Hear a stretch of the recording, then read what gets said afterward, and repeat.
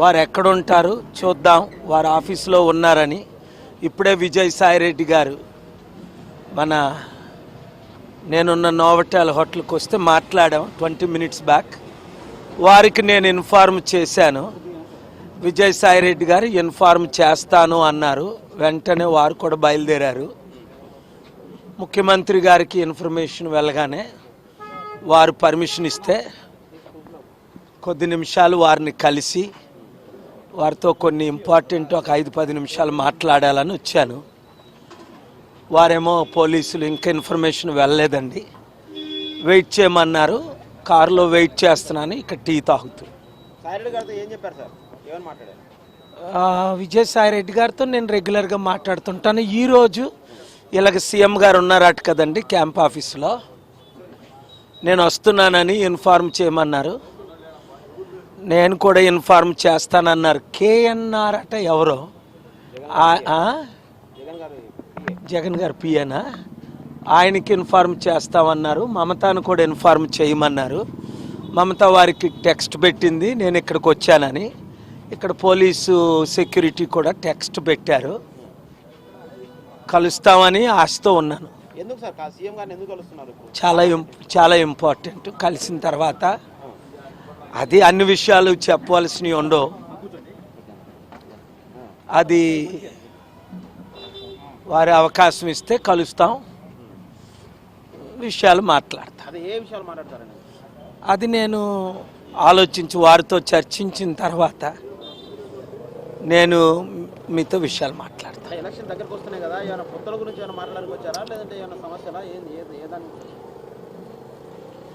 చూడండి, రాష్ట్రం బాగుపడాలని సీఎం గారు కోరుకుంటున్నారు, నేను కోరుకుంటున్నాను, ప్రజలు కోరుకుంటున్నారు.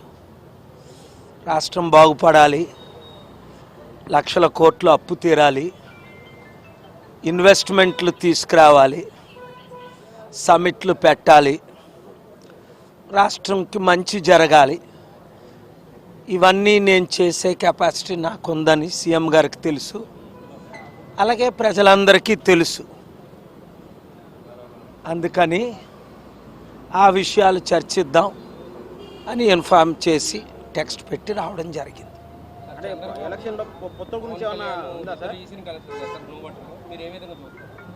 చూడండి, పవన్ కళ్యాణ్ తమ్ముడు ఇలాగ అమ్ముడుపోవడం చాలా బాధగా ఉంది. ఎంతో ఆవేదనతో అంటున్నాను.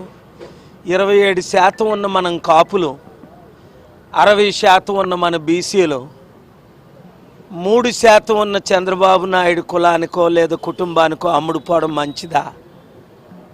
అది ఎంత సిగ్గుచేటు, అవినీతి. అలాంటి బ్రతికే కంటే చావే మేలన్నాడు అపోస్తలుడైన పౌలు బైబిల్లో. ఇప్పుడు ప్రజలేమో మార్పు కోరుకుంటున్నారు. Chandrababu Naidu old story. 14 సంవత్సరాలు ముఖ్యమంత్రిగా ఆయన ఏం చేశారు? మన రాష్ట్రం కొత్త రాష్ట్రం ఏర్పడిన తర్వాత చంద్రబాబు నాయుడు గారు ఉద్యోగాలు తెచ్చారా? 5 లక్షల కోట్లు అప్పు చేశారు. కంపెనీలు పెట్టారా? ఏమి అభివృద్ధి కార్యక్రమాలు చంద్రబాబు నాయుడు గారు చేయలేదు. అది అందరికీ తెలుసు. ఇప్పుడు మరలా నోరిప్పితే మళ్ళీ జైల్లో పెడతారని మరలా మోదీతో పొత్తులు పెట్టుకోవడానికి తిరుగుతున్నారు.